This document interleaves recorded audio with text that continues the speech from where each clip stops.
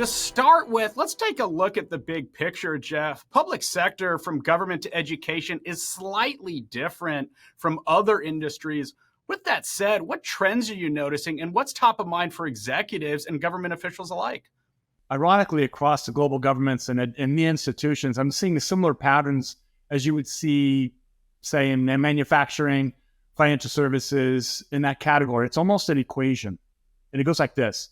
There's data equals knowledge equals advantage equals differentiation. I know it sounds kind of academic, but that's the pattern I'm seeing. It shows up the same across the industries. That's what I'm seeing. So the difference in government and education is that the mission is just a little different, right? It's public purpose. So this is the data availability and the data at scale problem that we're solving with the data cloud. And the pattern shows up like this.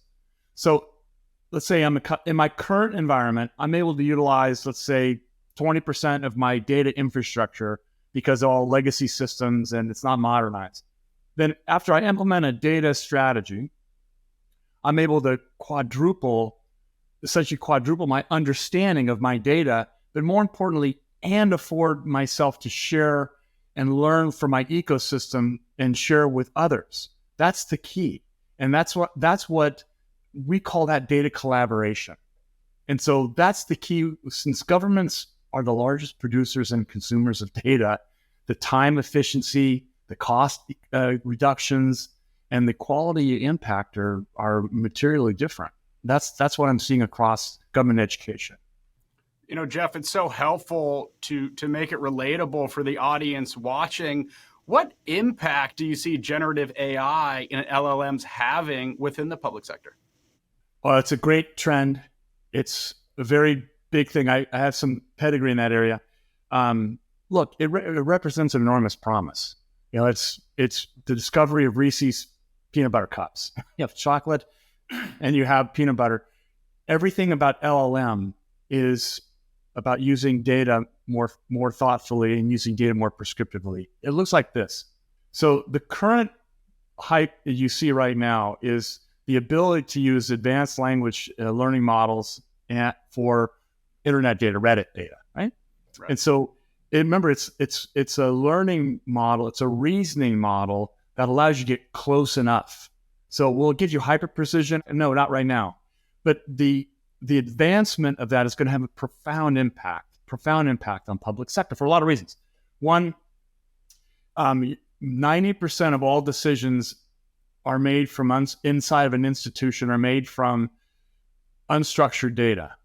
Language models, when they're able to train on that data, they're able to become more precise and you're able to discover more and learn more. It's a huge promise that's coming. And I'm very bullish on it. And, you know, back when you were a kid, you had a magic 8-ball and you kind of got some rough answers. It will help change the trajectory of how data is changing lives. I'm really bullish on it. I love what Scale and those guys are doing, Mosaic, what they're doing. So it's going to be a game changer for sure.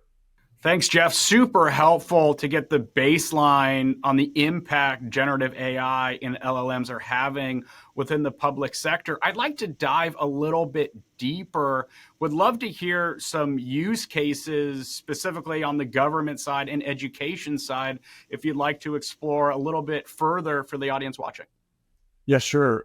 I think it's important to understand first the landscapes. So the way that large language models are used today, the open AI and how people feel good about them, it's so efficient to use them because you just be able to remember how they extract and pull information together, but they search a corpus, a body of information. And that body of information is typically outside of your own institution. It's internet data. So the challenge, the complexity around that is it accurate? How you get information is the data itself true? And so there's going to be some complexity in how the models are now repositioned to internal bodies of corpus, internal information. So how they're using it today for great advantage in education is they're just getting smarter about getting access to information. So you're able to ask a question, and you're able to get to close enough an answer that if it's not the actual accurate answer, you're able to point to it and go and dig deeper into it. So it's changing the way young people, like my sons in particular, the way they're changing is utilizing OpenAI or LL large language models to dive into information that would be so vast and hard to discover, they can discover it much faster. So time to knowledge is really, really important. And it's starting to transform the education markets. And so that's exciting. In government, it's a little different. There is some learning outside. Of course, you query the internet to find answers. So you don't have to go to page 18 on the search engine. You get it right away. That's the efficiency of it. And how I see the emergence of it, what's happening is how it's being used inside government to just improve and mobilize intelligence. And not intelligence in the sense of spy or spooky, intelligence in the sense that you want to understand diplomacy, you want to understand what's going on in your own organization. That will be the next big trend when language models are trained on your own information. And how I see it emerging is what we call open source intelligence, meaning what can you tell me about a condition that's going on right now in another part of the world? And it's able to aggregate that, what you have internally, and then contrast it with information that's external. And you're able to get really smart, really fast, or very informed. The shift that I see is from learning to prediction. That's the big shift. And that's what's going to help change the transition in the market. And that's what's going to drive a lot of productivity. And it's going to drive a lot of impact into the public sector. I get super excited about that. Thank you, Jeff. Looking forward to seeing it play out within the public sector. Now I want to dive into a little bit of the details around this launch. Why specifically within the public sector is it so pivotal to have a single integrated and cross-cloud data platform? And what challenges are you and the team looking to solve with this latest launch? Yeah, so the Snowflake Government Education Data Cloud, it promises to solve this data availability and the data at scale problem. We call this a data collaboration. And the launch of an industry-specific data cloud, especially for government education, it's key because it allows you to focus. It allows you to focus on the data benefits into a focused mission that is unique and it's relevant to them. So having the ability to acquire and learn from your own institution and then share and learn from others in your ecosystem is ushering in the next wave of GDP growth. Finally, cross-cloud. So because crucial ecosystems have different cloud infrastructures, having the ability to operate across cloud is vital for speed, realizing those cost efficiencies, and in particular, information security. This is the promise of our Snowflake Data Cloud. You know, Jeff, we had the opportunity to sit down just about a year ago at Snowflake Summit in Las Vegas. And you mentioned at the time we were amongst a data revolution. I want to ask you, why was now the appropriate time to launch this industry data cloud? Ryan, we are in a data revolution. The market and the institutions are telling us. So because data as an asset is changing business models, it's the distance between the data access and the data value is greatly shrinking. Look at the top 5 market cap companies in the world. One is oil and the other 4 are data companies.